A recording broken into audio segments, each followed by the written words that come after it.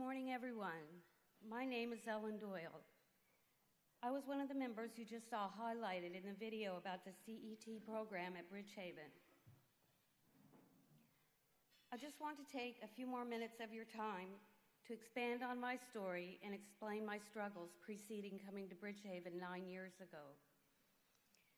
My story begins in the 1960s in Plano, Texas, a Norman Rockwell life to those looking in.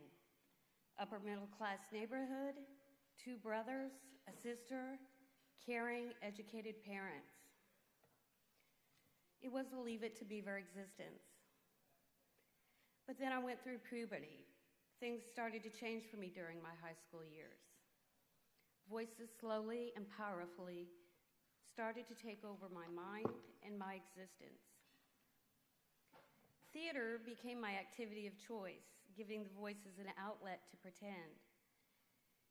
It seemed to help, but not enough to mask my odd and paranoid behaviors that had begun. To say the least, my new mental health issues caused my family alarm and led to trouble, upset, doctors, medications that didn't work, and the beginnings of massive amounts of hospitalizations as I tried to start my college experience. My acting out led to a very poor decision to get married at a very young age. This was a time when I could not take care of myself, much less be in a relationship. He whisked me off to Las Vegas to begin our lives together. In a short amount of time, my husband could not deal with the path and the severity that my mental health was on, and he divorced me. The divorce left me homeless, without resources, medication, or support. When I wasn't, when I wasn't living on the streets of Las Vegas for the next 7 years, I was hospitalized at least 33 times. It was a revolving door all those many years. Streets, shelters, hospitals, streets, shelters, hospitals, over and over and over. In 2003, I had all I could take physically and mentally. It was sink or swim. And somehow, through the chaos in my head, I made the decision to swim and survive. I had been reading the works of Thomas Merton, and I felt that if Louisville, Kentucky was home to such a deep and thoughtful man, maybe it could be a place of healing for me too, right? I managed to afford a bus ticket, and it was off to the unknown in Kentucky. The very day I arrived, I was seeking help and found the system and connections of social service agencies here were amazing compared to what I had come from. Within 2 years, I received the right medication for the first time in my life, disability so I could maintain housing, and a social worker that helped me transition each time I left the hospital. In 2005, they suggested I go to Bridgehaven and just give it a try. What would that hurt? So I did just that. Immediately upon arriving at Bridgehaven, I felt acceptance, understanding, that I was liked, friendships, and a sense of belonging that I had not felt since I was a little girl. I finally had the key to my mind and my heart.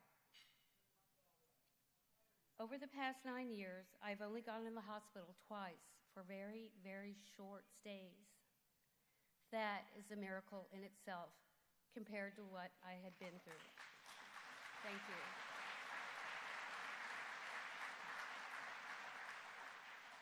Thank you very much. On top of all this, Bridgehaven began offering the CET program a few years ago.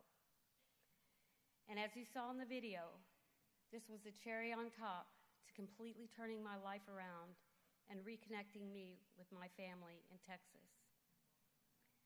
In fact, I just came here last week to celebrate my 50th birthday with me, an age I don't think any of them thought I would ever reach. My heart was so full of celebrating such a milestone, surrounded by my family again.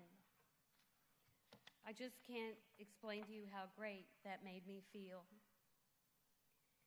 With Bridgehaven and CET, I really do feel I was handed the key, not only to my mind, but to the beginning of my life. I'm discovering new things about myself each and every day as a student, an artist, a friend, a daughter, and a sister.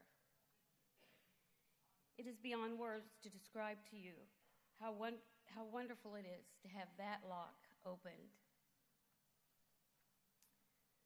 I just want to thank Bridgehaven, not only in the video, but also here today in person, to shout from the rooftops how grateful I am for what they have done for me. And I'd also like to thank all of you for caring enough about the members' lives at Bridgehaven to take the time to be here today to listen to our stories of struggle and recovery. We cannot thank you enough. Thank you.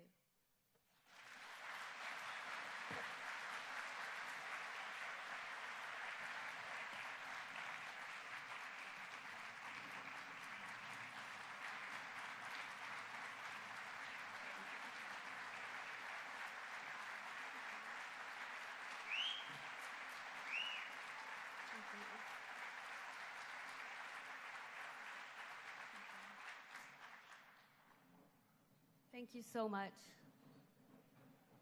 Thank you so very much.